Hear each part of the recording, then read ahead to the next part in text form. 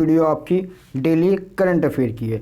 इस वीडियो में हम डेली के डेली 15 क्वेश्चन देखते हैं और उनके बारे में महत्वपूर्ण जानकारियाँ लेते हैं।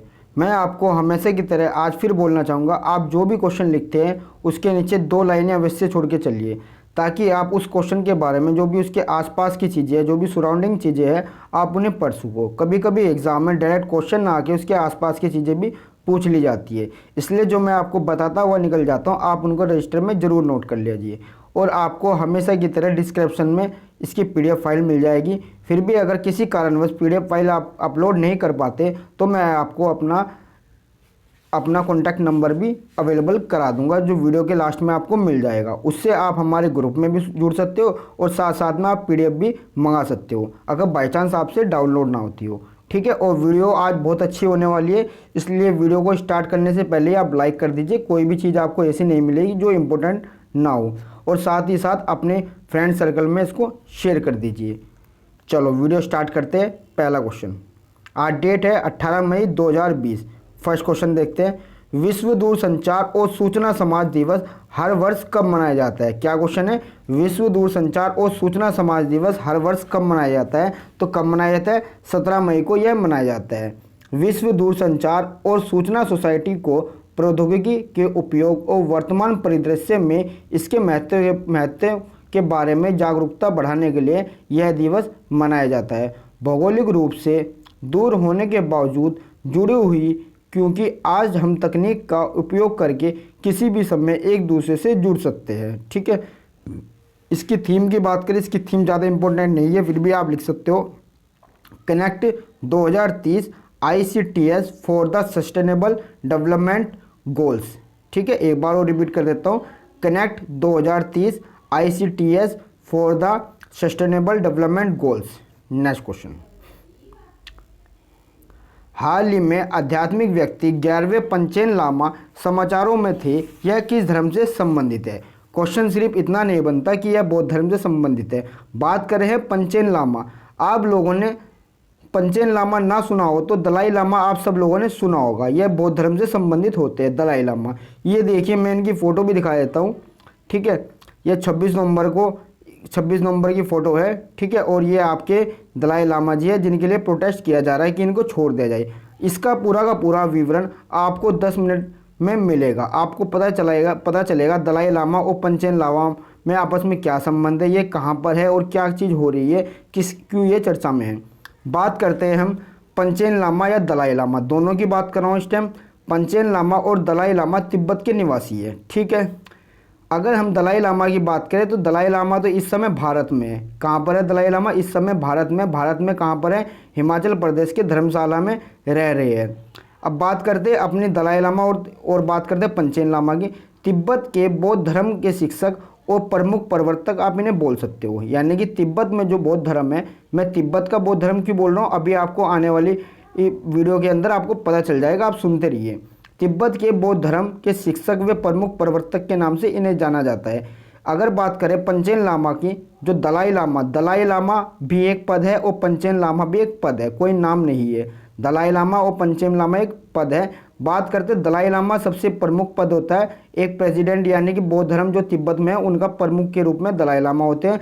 और दलाई लामा का जो नीचे का पद होता है उन्हें पंचेन लामा कहते हैं, यानी कि वाइस प्रेसिडेंट आप बोल सकते हो। ठीक है, बात करते हैं ये कहाँ पर है, ये तिब्बत में है। तिब्बत जो एक देश है उसको एक स्वायत्त देश बनाया गया, यानी कि वहाँ पर वो अपनी इच्छा से शासन कर सकते हैं। लेकिन असल में ऐसा कुछ भी नहीं है, वहाँ पर हमेशा चीन का ही शासन चलता है।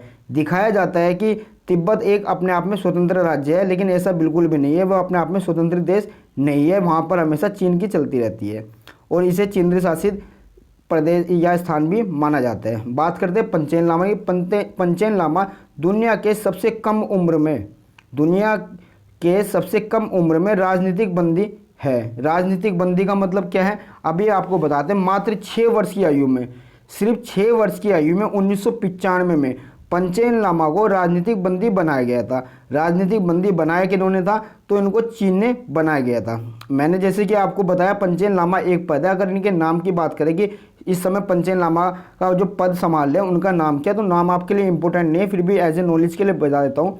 गठून चौकिया नाइमा, कुछ ऐसा ही नाम है इनका, ठीक है। उनके नाम ऐसे होते हैं, हम ज़्यादा क्लियर नहीं बोल सकते, ठीक है। तो ये नाम है। अब तिब्बत में स्वायत्त जो घोषणा की गई थी कि यहाँ पर इनका अपना शासन है, तो जो लोग अपना शासन मानते हैं या चलाते हैं उन्हें दाई लामा और पंचेन लामा के अनुसार चलना पड़ता है, ठीक है। लेकिन चीन इन पद को नहीं मानता और चीन ने इन दोनों पद को ही दरकिनार कर रखा है। जब दलाई लामा को अपनी सुरक्षा के बारे में थोड़ा सा भी वो लगा कि मैं यहाँ पर सुरक्षित नहीं हूँ, तो उन्होंने भारत की शरण ली थी। और इस टाइम ये दलाई लामा जो है वो भारत के एक स्थान है धर्मशाला पर, वहाँ पर रह रहे हैं। और पंचेन लामा कहाँ पर है, चीन ने इनको कैद कर रखा, 6 वर्ष की आयु में इनको कैद किया गया था। अब आपको ये सब चीज़ समझ में आया होगा। अब कैद करने के बाद चीन ने अपना ही नया पंचेन लामा बनाकर भेजा, लेकिन लोग उन पर विश्वास नहीं करते, ना ही इनको मानते। बात चल रही है बौद्ध धर्म की, तो आपको बताना चाहूँगा बौद्ध धर्म गौतम बुद्ध द्वारा शुरू किया गया था, तो इसके अंदर से कुछ शाखाएं निकली थी, जैसे हीनयान और महायान। अब हीनयान की बात करें तो चीन हीनयान को मानता है, और बात करें हम महायान की, महायान को चीन में इतना महत्व नहीं दिया था। और महायान से ही एक नई शाखा और निकली जिसका नाम है वज्रयान। महायान से एक नई शाखा निकली जिसका नाम है वज्रयान। वज्रयान में और महायान में क्या अंतर है, महायान में जो तांत्रिक विद्या का उपयोग करते हैं उसे ही वज्रयान कहते हैं, यानी कि महायान प्लस तांत्रिक विद्या, इसे ही क्या बोलते हैं, वज्रयान। इनकी तांत्रिक विद्या क्या कहती है ये सुनिए, बड़ा इंपॉर्टेंट फैक्टर है। आपको याद होगा जब महात्मा बुद्ध ने अपना वैदिक सभ्यता को छोड़कर बौद्ध धर्म का प्रचार प्रसार करना शुरू किया था, तो स्टार्टिंग में उन्होंने पुनर्जन्म को महत्व नहीं दिया था कि पुनर्जन्म कुछ नहीं होता। लेकिन अंतिम समय में जब महापरिनिर्वाण करने वाले थे, तो उन दिनों से कुछ टाइम पहले उनसे जब पुनर्जन्म के बारे में पूछा गया, तो उन्होंने पुनर्जन्म को मानना स्वीकार कर लिया था कि पुनर्जन्म होता है, ऐसी भी चीज़ें उन्होंने मानी थी। तो इसलिए वज्रयान ने क्या करा, महायान प्लस तांत्रिक विद्या का इस्तेमाल करके एक वज्रयान नाम की शाखा बनाई।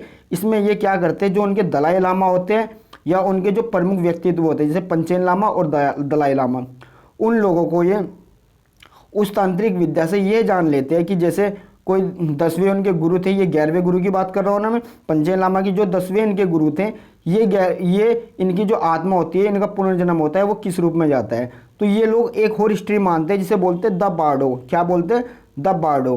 द बार्डो में तिब्बती जो बौद्ध धर्म के व्यक्ति हैं वो कहते हैं कि द बार्डो के अनुसार जरूरी नहीं कि आत्मा जब शरीर से निकलती है तो तुरंत ही किसी शरीर में प्रवेश कर जाए, वो अपने लिए एक उपयुक्त शरीर ढूंढने के लिए भी कुछ दिन तक विचरण कर सकती है। तो इन्होंने क्या करा, ये जो 11वें पंचेन लामा जो बनाए गए, इनका मानना है कि 10वें जो पंचेन लामा थे उनकी जो आत्मा है वो 11वें पंचेन लामा में निवास करती है। इसलिए इनको 6 वर्ष की आयु में ही इनको यह पद दे दिया गया था, लेकिन अब चीन द्वारा ये अंदर बंद है, ठीक है। अब आप लोग इस क्वेश्चन के बारे में संपूर्ण जानकारी ले चुके हो। और दलाई लामा भी वहाँ के इसी प्रकार से बनाए जाते हैं कि जैसे कोई भी नंबर के दलाई लामा है उससे पिछले नंबर के दलाई लामा को एग्जाम करते हो तंत्र विद्या द्वारा, या तो उसमें आत्मा बुला लेते हैं या अपनी शक्ति से देख लेते हैं कि नेक्स्ट टाइम ये आत्मा किस व्यक्ति के शरीर में प्रवेश करेगी। हैंड टू हैंड प्रवेश कर रही है तो कोई दिक्कत नहीं है, अगर नहीं कर रही है तो वो ध्यान रखते हैं कि कितने वर्षों बाद किस व्यक्ति के अंदर उनकी आत्मा जाएगी। चलो अब आप इस क्वेश्चन के बारे में संपूर्ण जानकारी जान चुके हो, नेक्स्ट क्वेश्चन पे चलते हैं। हाल ही में किस देश ने विरोध के रूप में झंडे को जलाने पर प्रतिबंध लगा दिया? तो जर्मनी सरकार ने एक प्रतिबंध लगाया कि आप प्रदर्शन करते टाइम अपने देश या दूसरे देश के झंडे को नहीं जला सकते, ठीक है। इस क्वेश्चन के बारे में अभी संपूर्ण जानकारी आपको मिलने वाली है। जर्मनी ने विरोध के तरीके के रूप में झंडा जलाने पर प्रतिबंध लगा दिया गया है। इसे घृणा, क्रोध और आक्रामकता को उत्तेजित करने के एक अधिनियम के रूप में मनोनामित किया है। जर्मन संसद ने, जो वहाँ की संसद है, जर्मन संसद ने एक कानून पारित किया जो विदेश देशों के झंडे जलाने को दंडनीय अपराध बनाता है। इस कानून का उल्लंघन करने वालों को 3 साल का कारावास मिल सकता है। Next question, Jammu Kashmir bank के नए प्रबंध निदेशक के रूप में किसे नियुक्त किया गया है? तो जुबैर इकबाल को नियुक्त किया गया है। बात करते हैं जम्मू कश्मीर के प्रशासन ने ही इनको नियुक्त किया है। किसने नियुक्त किया है? जम्मू कश्मीर के प्रशासन ने। अगर इसकी स्थापना की बात करें जम्मू कश्मीर बैंक की, तो जम्मू कश्मीर बैंक की स्थापना 1 अक्टूबर 1938 में हुई थी। इसका हेडक्वार्टर श्रीनगर में। प्रबंध निदेशक अभी आपके सामने बनाए गए जुबैर इकबाल। और अगर टैगलाइन की बात करें तो इस बैंक की टैगलाइन बनती है सर्विंग टू एम्पायर। क्या है? Serving to empower. Next question, हाल ही में भारत सरकार ने मनरेगा के लिए कितने और अधिक रुपए आवंटित किए हैं? तो 40,000 करोड़ रुपए आवंटित किए हैं। आप सरकार ने ग्रामीण रोजगार गारंटी योजना के लिए 40,000 करोड़ रुपए के आवंटन की घोषणा की है, जिससे घर लौट रहे प्रवासी मजदूरों को रोजगार प्रदान करने में मदद मिल सके। अगर आपसे पूछा गया ये आदमी की जगह आत्मनिर्भर कर लेना, आत्मनिर्भर के बड़े भारत मिशन के तहत कुल प्रोत्साहन पैकेज जो मिला है वो मिला है 20,97,053 करोड़ रुपये। ठीक है, ये करोड़ में राशि है जिस प्रकार से ऊपर है। नेक्स्ट क्वेश्चन, हाल ही में किस कंपनी ने एनिमेटेड GIF बनाने वाली वेबसाइट gp.com का अधिग्रहण किया है? आप लोग GIF से भली भांति परिचित होंगे, अगर परिचित नहीं है तो आपको बताना चाहूँगा। ये एक एनिमेटेड इमेज होती है जो 5 या 10 सेकंड के लिए ये झिमझिम करती है। ठीक है, आपस में आकृति बदलती है या कुछ भी कर सकते हो। वीडियो नहीं होती, इसमें आवाज़ नहीं होती, सिर्फ ये GIF होती है। ये इसकी जो वेबसाइट है gp.com के नाम से, अब इसका अधिग्रहण फेसबुक ने कर लिया है। बात करते हैं फेसबुक की स्थापना फरवरी 2004 में हुई थी। इसका जो हेडक्वार्टर है मैनिला पार्क USA में है। जो इसके CEO है उसका नाम है मार्क जुकरबर्ग। क्या नाम है? Mark Zuckerberg. नेक्स्ट क्वेश्चन, किस राज्य सरकार ने बुजुर्गों की सुरक्षा के संदेश को फैलाने के लिए मिशन ग्रैंड केयर शुरू किया है? तो किस राज्य सरकार ने शुरू करा है? केरल राज्य सरकार ने। केरल में जैसे ही कोविड-19 निवारक उपाय अगले चरण में प्रवेश करते हैं, एक नया मिशन ग्रैंड केयर शुरू किया जा रहा है जो पूरे राज्य में बुजुर्ग सुरक्षा का संदेश फैला रहा है। क्या काम करेगा? बुजुर्गों की सुरक्षा का संदेश फैलाएगा। नेक्स्ट क्वेश्चन, केंद्रीय मंत्री निर्मला सीतारमण ने ऑपरेशन ग्रीन के तहत दी जाने वाली निधि को कितने रुपए तक बढ़ा दिया गया है? तो 500 करोड़ रुपए तक बढ़ा दिया गया। बात करें ऑपरेशन ग्रीन पहले TOP पर चलता था। किस पर चलता? TOP पर चलता था, यानी कि टमाटो, ओनियन और पटैटो पर चलता था, लेकिन अब इसके अंदर सबके सब फल सब्जियां ले ली गई है। नेक्स्ट क्वेश्चन, किसे राष्ट्रीय रियल एस्टेट डेवलपमेंट काउंसिल के महानिदेशक के रूप में नियुक्त किया गया है? तो राजेश गोयल को नियुक्त किया गया है। रिटेलर निकास राष्ट्रीय स्टेट विकास परिषद ने राकेश गोयल जी को एसोसिएशन का महानिदेशक बनाया गया है। इससे पहले राजेश गोयल हिंदुस्तान प्रीफेड लिमिटेड के अध्यक्ष और प्रबंध निदेशक के रूप में सेवारत रह चुके हैं। बात करते हैं रियल एस्टेट डेवलपमेंट काउंसिल की, तो यह आवास व शहरी मंत्रालय के अधीन आता है। आपको कमेंट बॉक्स में आज आंसर देना है, आवास व शहरी मंत्रालय के मंत्री कौन है? आपको बताना चाहूँगा, आप वीडियो को ज़्यादा से ज़्यादा शेयर करिए और साथ ही साथ जो क्वेश्चन मैं पूछता हूँ उसका आंसर दीजिए। अगर आपको आंसर नहीं आता है तो आप उसको सर्च कर सकते हो गूगल पे। सर्च करके पहले अपनी कॉपी में लिखिए, उसके बाद मुझे आंसर करिए। इससे क्या होगा, आपके माइंड में वो क्वेश्चन ना आता हुआ भी माइंड में रह जाएगा। ठीक है, आपको वो क्वेश्चन नहीं आएगा, आप सर्च करोगे प्लस लिखोगे प्लस मुझे आंसर दोगे तो आपके माइंड में ये चीज़ें चलती रहेगी और आपको लॉन्ग टाइम तक आंसर याद रहेगा। नेक्स्ट क्वेश्चन, किस राज्य सरकार ने राज्य कर्मचारी को मिल रहे भत्तों की जगह आप भत्ते लगा लेना इसमें, ठीक है, भत्ते गलत हो गया, भत्तों को समाप्त करने की घोषणा की है? तो उत्तर प्रदेश सरकार ने यह घोषणा की है। ठीक है, उत्तर प्रदेश सरकार की बात करें, यूपी सरकार ने यानी कि उत्तर प्रदेश सरकार ने 7 प्रकार के भत्तों को समाप्त करने की घोषणा की गई है। इससे पहले यह 31 मार्च 2021 तक राज्य कर्मचारियों के महंगाई भत्ते पर भी रोक लगा चुका है। इससे एक वर्ष में 1500 करोड़ रुपए की बचत होगी। कितने रुपए की बचत होगी? 1500 करोड़ रुपए की बचत होगी। नेक्स्ट क्वेश्चन, जुलाई के अंत तक भारत में कितने राफेल फाइटर जेट्स आने वाले हैं? तो कितने आने वाले? 4 आने वाले हैं। भारत व फ्रांस दोनों के बीच अगर आपसे पूछे राफेल फाइटर जेट्स जो सौदा हुआ था, समझो किस किस के बीच हुआ था? तो भारत व फ्रांस के बीच हुआ था। भारत व फ्रांस दोनों देशों में कोरोना वायरस लॉकडाउन के कारण 2 महीने की देरी होने के बाद फ्रांस ने इसे साल जुलाई अंत तक पहले 4 राफेल भेजने की बात करी गई है। पहले ये मई के अंत तक आने थे, लेकिन किसी कारण आपको पता है कोरोना वायरस के कारण हर देश में हाहाकार मचा हुआ है, इसलिए 2 महीने की लेट के कारण जुलाई में अब आएगा। और पहले कब आना था? ये मई में आना था। मई जून जुलाई 2 महीने लेट आ रहा है अब। नेक्स्ट क्वेश्चन ये देखिए, राफेल नडाल ये आपके सामने है, लड़ाकू विमान है, बहुत ही अच्छा विमान है। नेक्स्ट क्वेश्चन, बुंडेसलीगा में कोरोना वायरस महामारी के दौरान परिवर्तन के साथ वापसी होती है। बुंडेसलीगा कहाँ का एक प्रमुख फुटबॉल लीग है? ये एक फुटबॉल लीग है। पहले कोरोना वायरस महामारी के दौरान इसे आगे बढ़ा दिया गया था, लेकिन अब इसको दोबारा से चालू करा गया है। ये जर्मनी का एक फुटबॉल लीग है, आप इसको याद कर सकते हो। अगर उसने पूछा आपसे बुंडेसलीगा कहाँ का एक प्रमुख फुटबॉल लीग है, तो आप लिख सकते हो जर्मनी का है।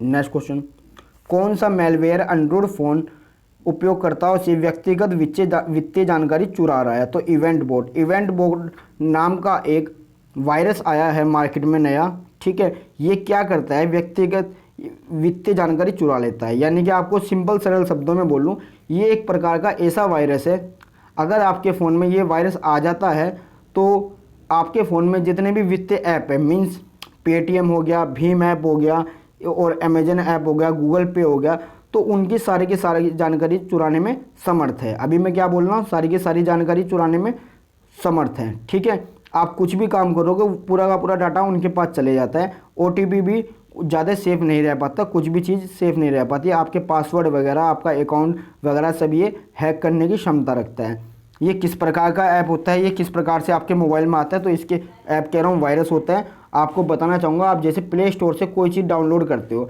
आप क्या करते हो, जल्दी जल्दी में आपने कोई चीज़ लिखी और डाउनलोड कर ली। आपने देखा ये ऐप तो 70 MB का है, तो एक काम करता हूँ, इससे मिलता जुलता कोई ऐप डाउनलोड कर लेता हूँ जो कम MB का हो और उसके साथ मेरा काम चल जाए। तो आप लोग दूसरे ऐप को डाउनलोड कर लेते हो बिना उसके रिव्यू पड़े हुए, ठीक है।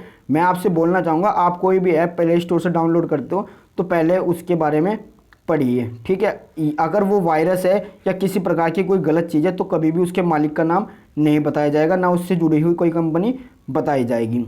नंबर 2, आप उसकी स्टार रेटिंग देख सकते हो। अगर यूज़र उससे खुश है, उन्हें किसी प्रकार की कोई प्रॉब्लम नहीं आ रही है, तो स्टार रेटिंग बहुत ही कम होगी या ना के बराबर होगी।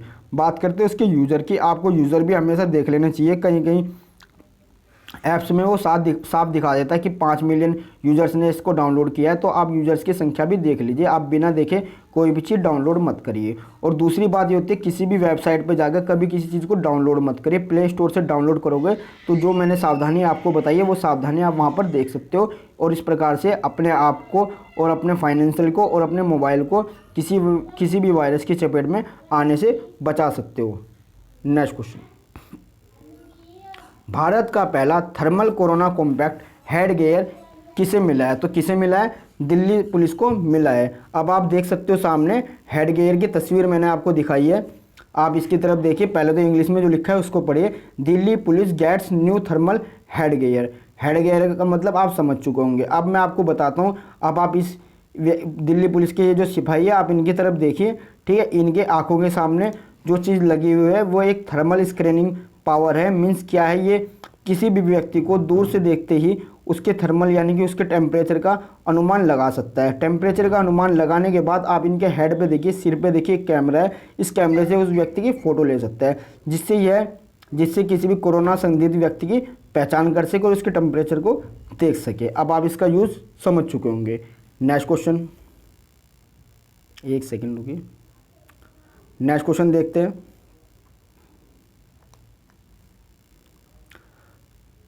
हाल ही में सरकार ने स्वचालित भारतीय रक्षा कंपनी में कितने % FDI को अनुमति दी है? तो 74% FDI को अनुमति दी है। पहले ये अनुमति आपकी 49% थी।